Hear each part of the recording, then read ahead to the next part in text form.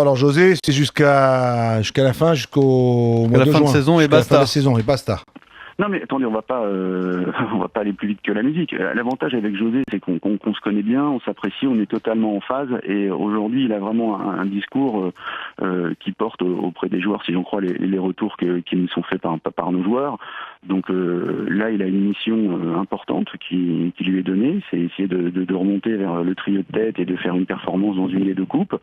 Et on va faire ça jusqu'à la fin de la saison. Ça nous laisse le temps, en parallèle, de bien réfléchir au profil de l'entraîneur adéquat pour encore une fois porter le projet marseillais qui reste ambitieux et qui sur le moyen terme n'a pas changé.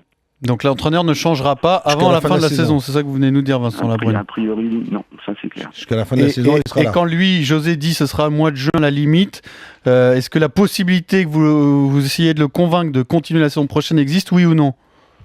Attendez, moi je vous dis au jour le jour, surtout à Marseille, dans un club comme le nôtre où il se passe des choses tous les jours, l'environnement est pas facile, donc je suis pas du tout au mois de juin, là je suis au jour le jour à essayer qu'on gagne le plus de matchs en 2014. Dans un monde idéal, il faudrait qu'on les gagne tous, même si je sais que ça c'est pas possible.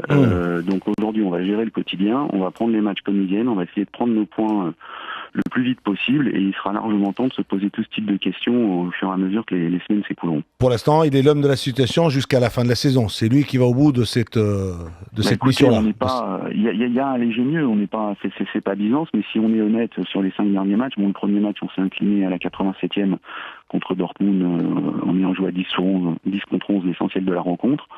Et sur les 4 dernières rencontres, on fait 2 victoires à domicile, 2 nuls en revenant de 0-2 à 2-2. On a marqué 8 buts, les joueurs sont concernés. Il y a du mieux quand même, il ne faut pas se raconter d'histoire. Donc on va continuer comme ça sereinement et en essayant de positiver et surtout de rester ambitieux. Et le profil du futur entraîneur de l'Olympique de Marseille, comment est-ce que tu le vois, ce profil-là, pour entraîner Marseille dans les saisons à venir? Nous, on est un club aujourd'hui qui n'avons pas les moyens, encore une fois, de nos 2 principaux rivaux, qui ont des gros moyens pour acheter des stars internationales au prix fort. On est dans la même configuration qu'un club comme Arsenal en Angleterre ces dernières années ou Dortmund en Allemagne face au Bayern, à savoir miser sur des jeunes talents d'avenir, petit 1, et petit 2, avoir un entraîneur plutôt un profil de technicien qui est capable de faire progresser les joueurs, certes individuellement, mais surtout dans leur expression collective.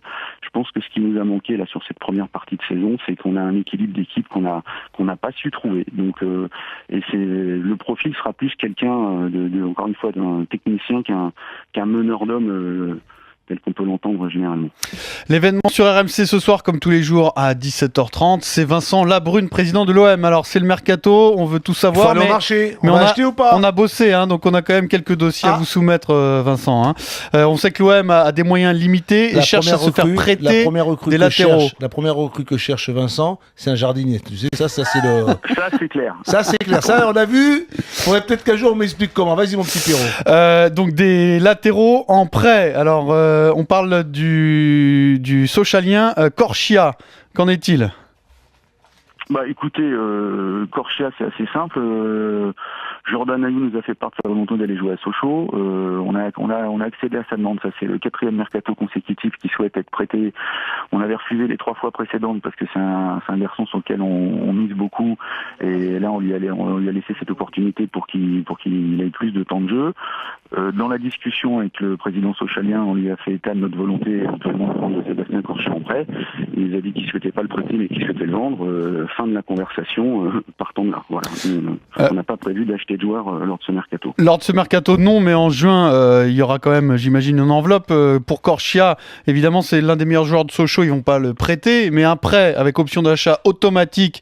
C'est-à-dire qu'en fait, c'est un transfert que vous payez au mois de juin. C'est ça la solution que vous êtes en train de négocier avec Sochaux, non ? Ah non, moi je vais vous dire la vérité. Moi je vais lui demander si on pouvait avoir Sébastien en prêt immédiatement. Il m'a répondu non. On se reparlera vraisemblablement dans les prochains jours, mais j'en suis resté là pour l'instant. D'accord. Et sur le prêt d'Alvaro Pereira, l'arrière-gauche de l'Inter, c'en est où ça ? Là, c'est effectivement un joueur qui nous intéresse, pas tant d'ailleurs forcément pour maintenant que pour l'été prochain. Donc on essaie de regarder la faisabilité de ce dossier à court ou moyen terme, mais on a quand même des liquidités qui sont on a peu de liquidités. On a, pour résumer la situation financière de l'Olympique de Marseille, on est réussi à revenir à l'équilibre en juin dernier. On a investi l'intégralité de notre plus-value sur la Ligue des Champions, sur le mercato de cet été.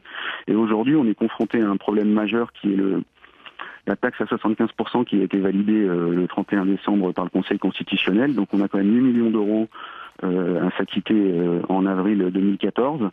Donc on peut pas faire n'importe quoi, clairement. Donc aujourd'hui, si on a un départ ou deux, on remplacera, on prendra des joueurs. Si on n'en a pas, on restera comme ça. C'est-à-dire que vous allez vendre là au mercato d'hiver ?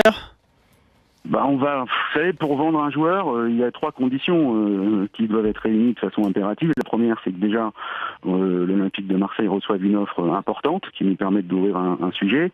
La deuxième, c'est que le joueur concerné soit intéressé par un départ. Et la troisième, c'est qu'on ait son remplaçant potentiel sous le coude.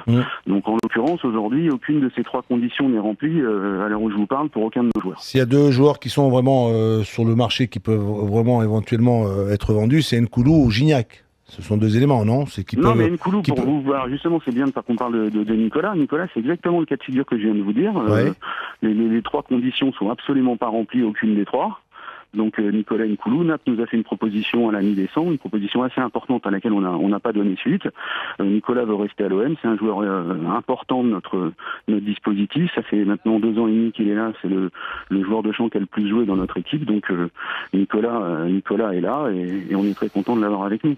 Pour Nicolas Nkoulou, il y a au moins une des 3 conditions qui est remplie, c'est l'intérêt de Naples, Vincent Labrune.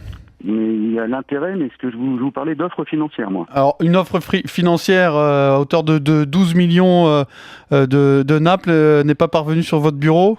On a eu une offre de Naples supérieure à 12 millions d'euros à la mi-décembre, à laquelle on n'a pas donné suite. D'accord. Et le dossier, on est resté là pour l'instant. Il partira pas au mois de janvier, Nicolas Nkoulou. Il y a peu de chance. Et puis il y a peu de chance, ça veut pas dire qu'il partira pas, on est d'accord. Non, mais on n'en sait rien. On sait rien, ce qui peut se passer jusqu'au 31. C'est-à-dire que là, je peux vous dire de plus qu'on a refusé une offre de Naples mi-décembre supérieure à 12 millions d'euros, petit 1 et petit 2. Nicolas a répété à plusieurs reprises sa volonté de rester au club. Vous voyez. Donc, lui veut faire la saison.